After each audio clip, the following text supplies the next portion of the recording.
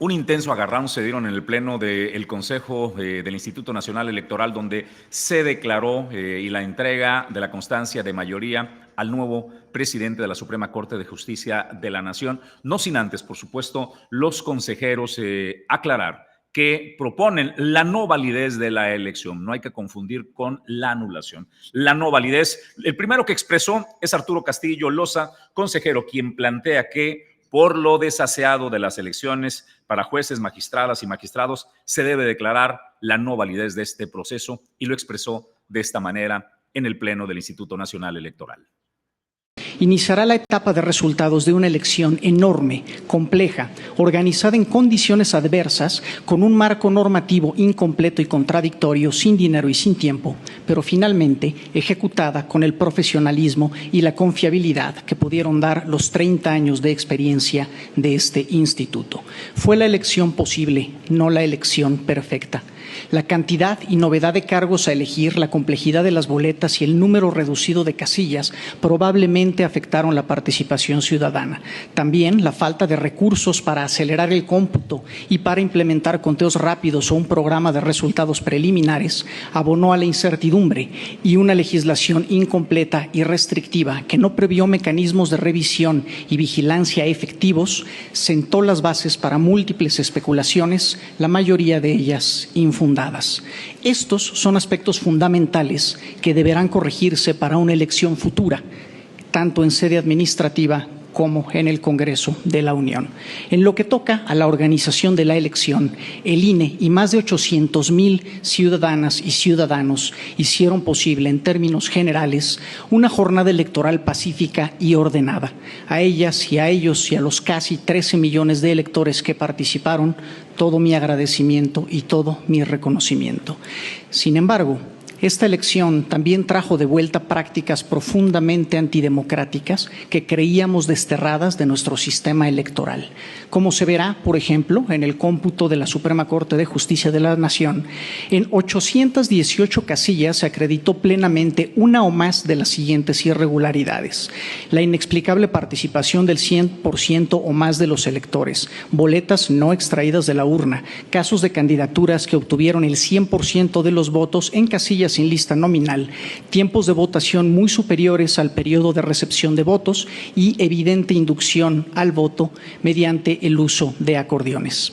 Si bien estos casos representan un porcentaje relativamente bajo del total de casillas instaladas, apenas el 0.97%, se trata de conductas y circunstancias sumamente graves que vulneran directamente la certeza de que los votos emitidos en esas casillas reflejen la voluntad ciudadana.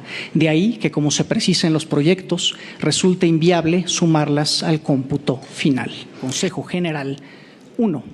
No declarar la validez, que no es lo mismo que declarar la invalidez. No declarar la validez de las elecciones de la Suprema Corte de Justicia de la Nación, del Tribunal de Disciplina Judicial, de la Sala Superior y de las salas regionales, exceptuando Toluca, del Tribunal Electoral, por existir un cúmulo significativo de indicios sobre la posible invalidez de las mismas.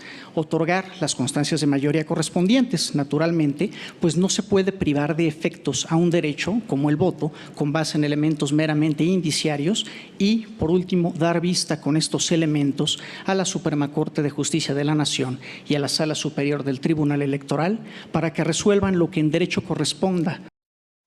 Bueno, pues no fue el único. También el consejero electoral Jaime Rivera Velázquez habló y dijo que por la manera en que se desarrolló el proceso electoral desde la organización y la ejecución del mismo, bueno, pues fue literalmente un viaje al pasado. A lo largo de la jornada electoral se detectaron conductas no solamente para inducir a votantes, sino para adulterar directamente la votación. Hay evidencias de que en centenares de casillas se introdujeron más boletas marcadas que la cantidad de electores que pudieron votar en el lapso de 10 horas de la jornada electoral. Hubo también supuestos votos en boletas que nunca fueron introducidos en las urnas. Hay reportes de robo de paquetes de boletas electorales por parte de grupos armados que, después de marcarlas como votos, fueron devueltas a las casillas para introducirlas a las urnas. Hay también indicios fuertes de paquetes de boletas cuyos números fueron escritos en serie por una misma mano con igual caligrafía. Puedo decir que encontrar esas evidencias y huellas de fraude fue para mí como un viaje al pasado, cuando, siendo yo muy joven y representante de un partido socialista, denunciaba y reclamaba ante las autoridades, ante la autoridad electoral de aquel entonces, esa clase de tropelías. Me recuerdo, por ejemplo, alegando ante el presidente de un comité distrital que las boletas lisas, sin huellas de haber sido dobladas, no podían haber estado en la urna y por lo tanto no eran votos legales. O tratando de convencer que era imposible que en una casilla desangelada hubiese votado el 110% del listado del. Pues la máxima representante del juez, del árbitro electoral, que es Guadalupe Tadei, la consejera presidente del INE, se expresó, dijo, bueno, si bien es cierto, se encontraron irregularidades en al menos 800 casillas y lo que los consejeros expresan tiene un sustento, de ninguna manera representa pues la mayoría, porque hay en lo opuesto 80,000 casillas donde se desarrolló con pulcritud la elección, y esto es lo que opina Guadalupe Tadei. Y se graban en la conciencia de un país. Efectivamente, este proceso electoral, reconocido por todos como el más complejo en la última historia de este instituto, pues trajo consigo varias cuestiones que se ponían por enfrente, empezando por el intento de cancelar el proceso por cientos y cientos de amparos presentados por jueces. La reducción presupuestal, el corto periodo de tiempo que teníamos para la celebración de este proceso, la no autorización de una ampliación en el plazo, todo eso de principio nos daba un panorama altamente complejo para poder salir airosos.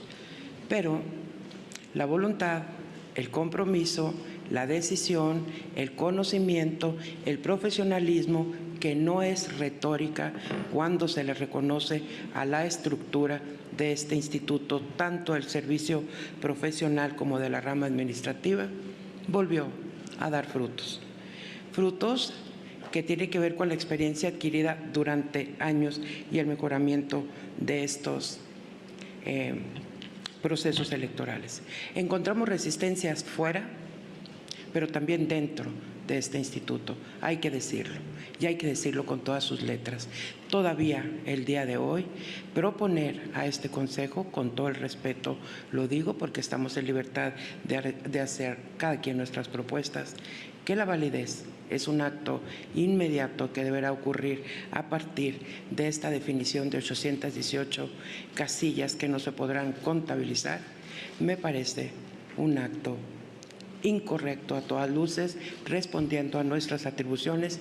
Desde ahorita digo, no acompaño esa propuesta porque me colocaría en el supuesto de no cumplimiento con las atribuciones y lo que juramos cuando tomamos este cargo.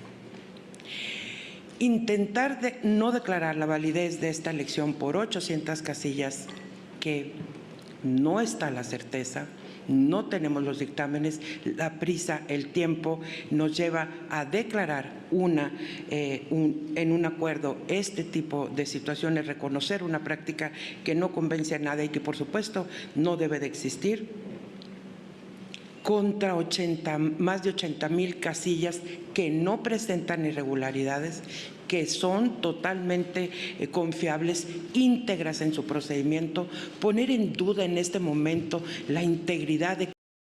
Más tarde, Guadalupe Tadei, la consejera presidente del Instituto Nacional Electoral, hizo entrega de la constancia de mayoría a Hugo Aguilar, quien recibe la constancia como próximo ministro de la Suprema Corte de Justicia, y de esta manera pues avanza y se le da legitimidad a la elección de jueces, ministros y magistrados.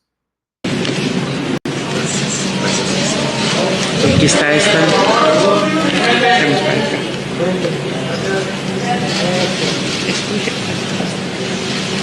Gracias.